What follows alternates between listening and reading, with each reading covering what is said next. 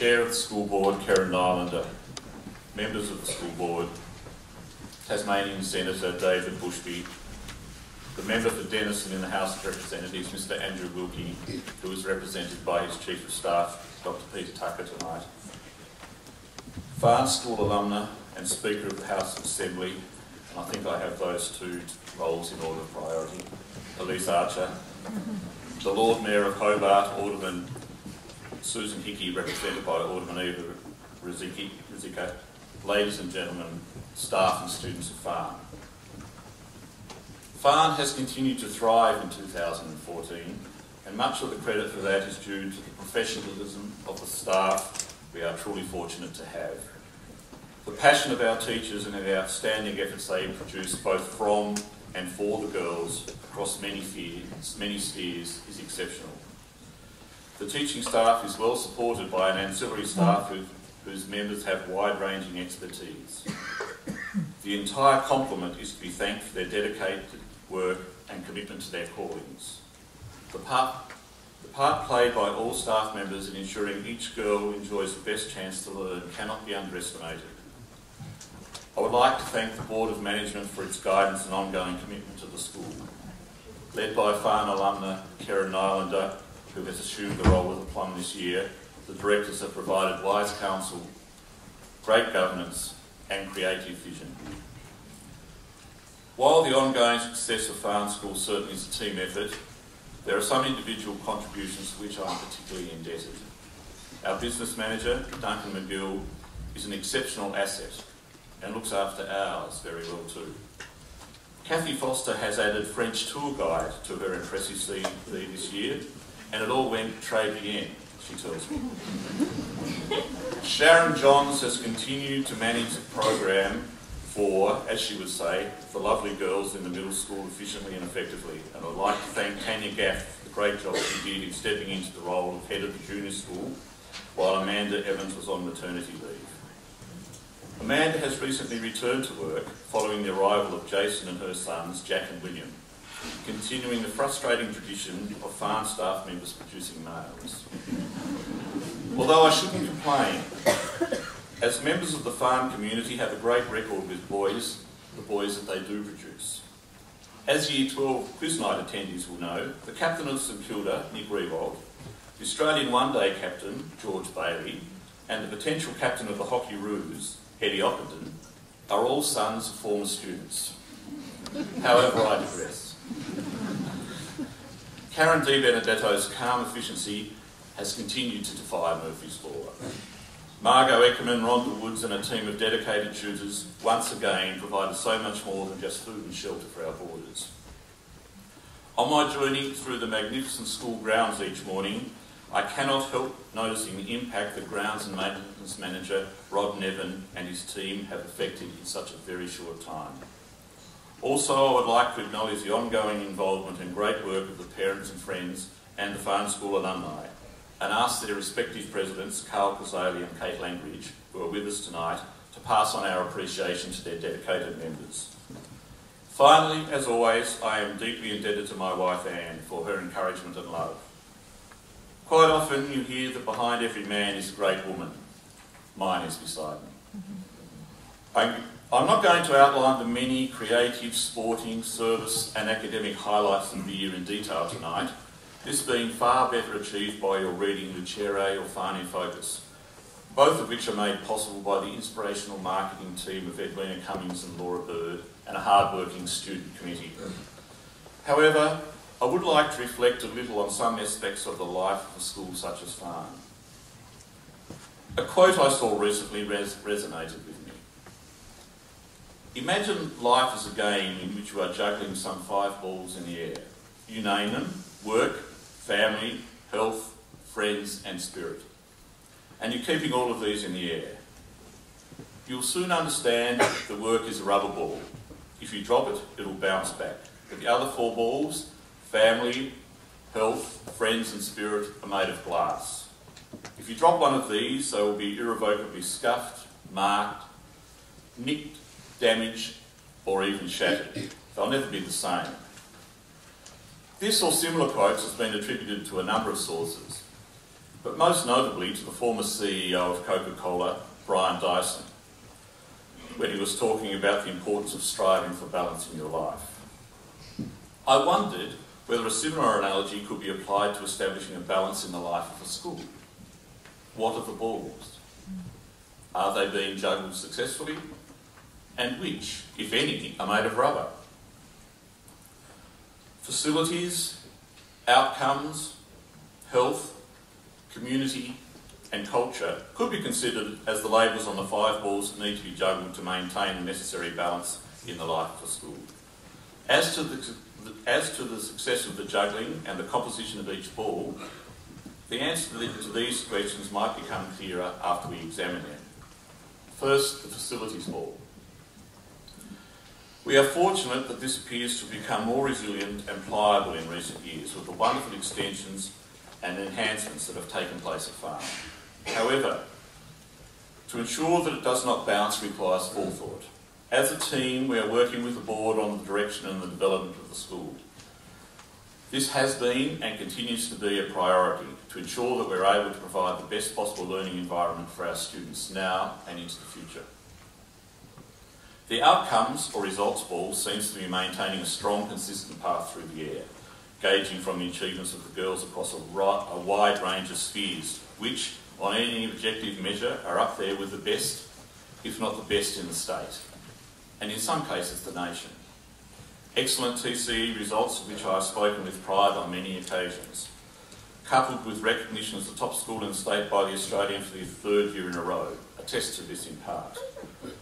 The marvellous results achieved in this year's Eisteddfod, the performance of our sportswomen, the creativity and the skill of our artists, and the magnificent productions of Cinderella and My Son Pinocchio are among many other examples to support this claim. In talking with and observing senior girls as they went about their various activities during the course of the year, an even more affirming outcome emerges, and that is their happiness and sense of connectedness, which encouraged each of them to achieve her best. In order to diagnose any medical problems, a medical practitioner will begin by taking a history.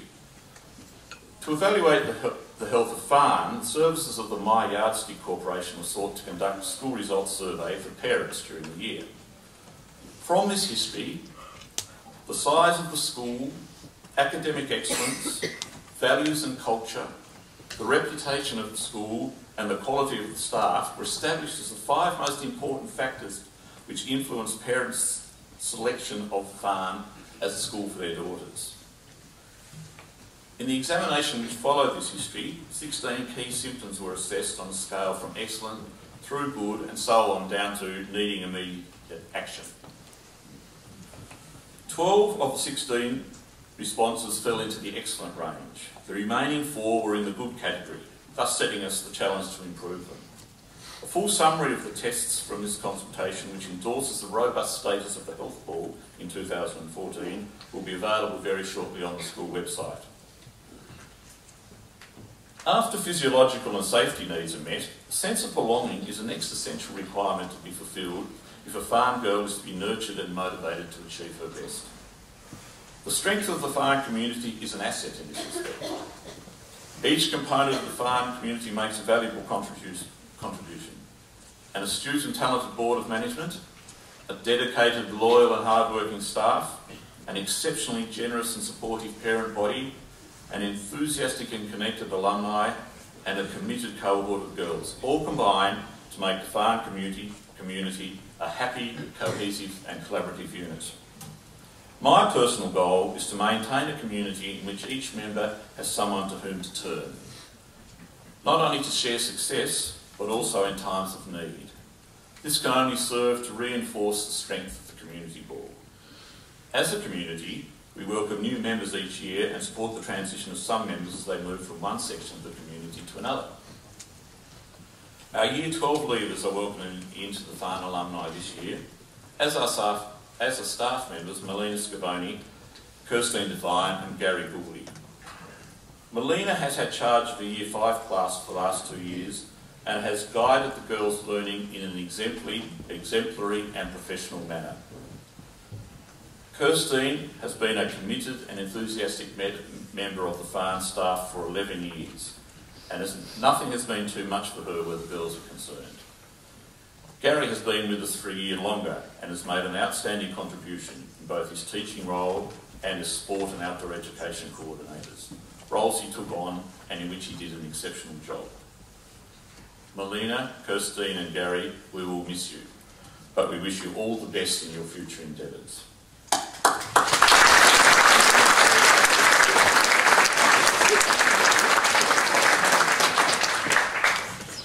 Even though the personnel and buildings have changed over its 80 years, Farn's Culture Ball, defined by its spirit and traditions, has continued to characterise the unique institution which all members of the community know and love.